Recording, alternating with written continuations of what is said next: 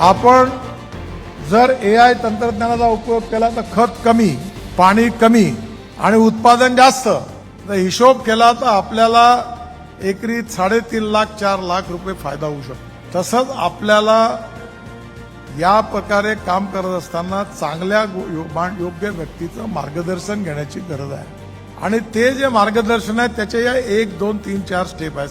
आणि उत्पादन खर्च कमी झाला आणि उत्पादन वाढलं तर विदर्भातला शेतकरी हा श्रीमंत झाल्याशिवाय राहणार नाही.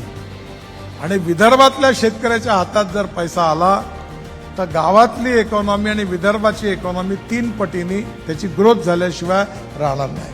टेक्नॉलॉजी, इनोव्हेशन, रिसर्च हे तुमच्यापर्यंत पोहोचवण्याचा हा ॲग्रोव्हिजनचा प्रयत्न आहे. आणि आपण सगळ्यांनी जर हे केलं तर हे चित्र बदलणार आहे.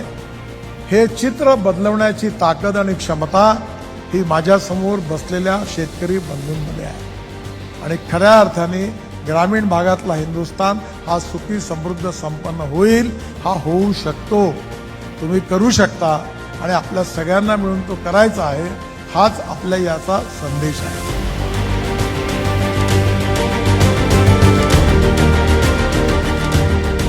ॲग्रोव्हिजनमध्ये आदरणीय नितीनजींनी गेले अनेक वर्ष एखाद्या विषयाची तपश्चर्या करावी आणि तपश्चर्या करता करता करता करता त्याची सिद्धी व्हावी अशा प्रकारचा प्रयास चालवलेला आहे. आणि माझ्या सुदैवाने अनेक ॲग्रोव्हिजनमध्ये मला यायला मिळालं.